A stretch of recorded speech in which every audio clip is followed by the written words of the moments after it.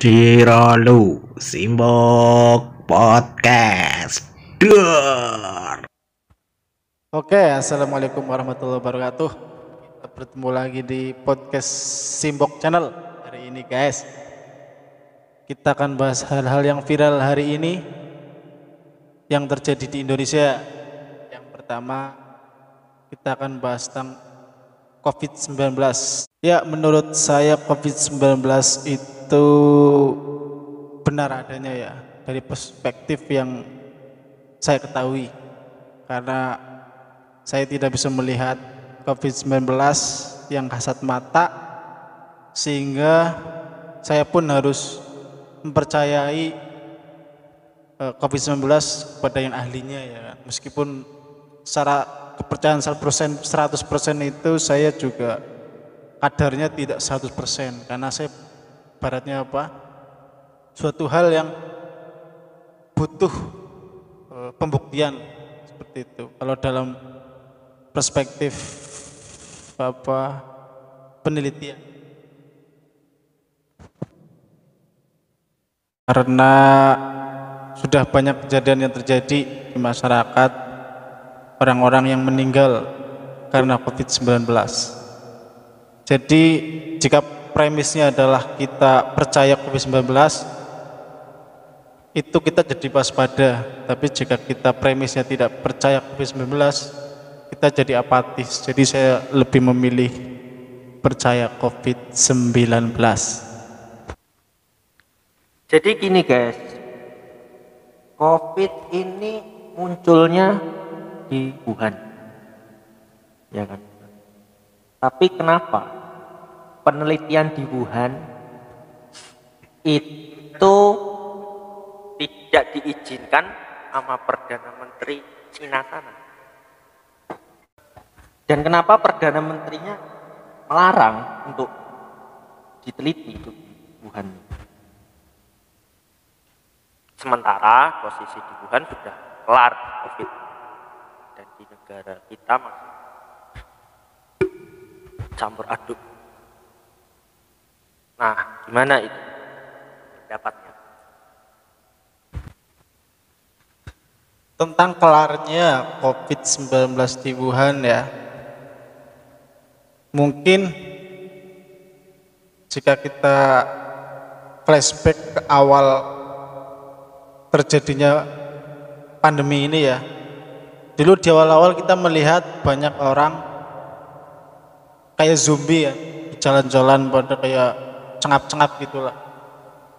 Tapi setelah kesini-sini kita tidak menemukan hal yang seperti itu ya, yang cengap-cengap, yang kayak gitu, yang kayak zombie itu yang terjadi malah hanya di Wuhan gitu. Itu mungkin salah satu yang mendasari Mr. Tirto tidak percaya adanya COVID-19 atau konspirasi global gitu menurut beliau ini ya. Ya, ini sebagai pertanyaan menarik bagi saya. Dan kalau kita bicara tentang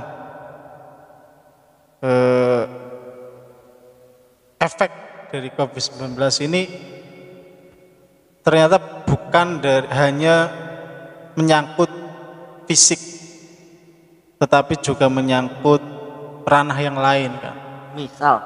Misalnya kalau kita bicara COVID-19 kan kita tahu bahwa penyakit itu banyak, tetapi kenapa yang diekspos hanya COVID-19 itu ya juga pertanyaan kita bareng-bareng. Itu dijabarkan. Ya, pertama karena sekarang kita sudah hampir semua orang sudah memakai internet, dan semua orang membahas itu kan, membahas COVID-19. Padahal penyakit yang lain adalah demam berdarah, tipes, flu burung. Berarti artinya dan apa sebagainya. Artinya menurut saya COVID-19 itu ada dan berbahaya bagi saya. Tetapi media ataupun pemberitaan itu kadang tidak seimbang dengan yang terjadi di lapangan. Jadi untuk mendasari ini, kalau kita kembalikan ke pertanyaan, mengapa di Wuhan udah selesai? Ya karena mungkin di sana kayak di Cina kan komunis ya. Menarik ketika kita bicara negara komunis.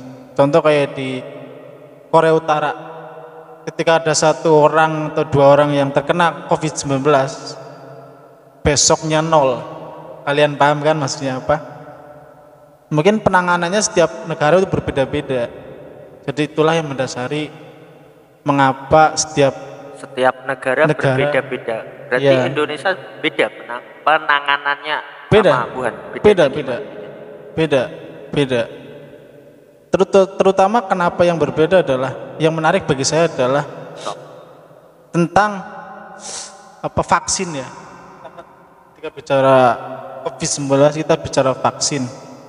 Ada vaksin Sinovac, ada vaksin apalagi Pak Mister. Terus jadi vaksin kan itu virus yang dilemahkan yang dimasukkan ke dalam tubuh ya. Ya, supaya terus kita membuat antibodi. Seperti itulah. Mungkin itu salah satu ikhtiar yang bisa terlihat. Namun apakah itu menjawab semua hal atau menyelesaikan semua hal? Bisa jadi tidak. Jadi iya. Karena ya seperti hal yang tadi saya bicarakan dari awal. Ini kan media berpengaruh. Media maksudnya ketika kita bicarakan COVID-19, ketika saya bertanya kepada orang-orang yang di kampung saya gitu kan, ketika sakit dikit langsung di COVID kan, itu ada fenomena itu ada, sakit panas juga. Nah ini menurut saya standar tentang itu bisa dijabarkan atau gimana. Mungkin itu sih. Jadi intinya ya, kalau saya sebagai yang berpendapat adanya COVID-19, kita ikuti alurnya, kita ikuti alur ini, tapi kita tidak boleh tenggelam berkecamuk dalam lingkaran ini. Terus bagaimana penyelesaiannya biar segera selesai? Kalau selesai, dulu kita mengenal ada isolasi, ini maksudnya anehnya gini ya, dulu kita mengenal ada isolasi 14 hari, terus sekarang 1 bulan ya, ada info isolasi 1 bulan, terus ada masker 1 lapis, kemudian sekarang ada info lagi masker 2 lapis.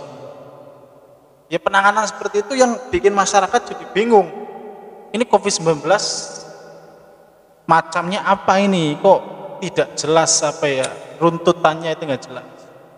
Makanya masyarakat sebenarnya butuh kejelasan. Masyarakat mah gampang, ngomongin ini itu gampang masyarakat. Intinya bukan hanya bicara COVID ketika kita ngomong pandemi, tapi kita bicara makan, bicara rezeki, bicara sehari-hari kayak sekolah dan sebagainya kan. Itu yang ikut berpengaruh karena media semua bicara COVID. Kayak anak-anak sekolah sekarang susah. Jadi kalau bicara itu, kalau saya kita ikuti alurnya ya, kita ikuti alurnya, tapi kita tidak boleh tenggelam.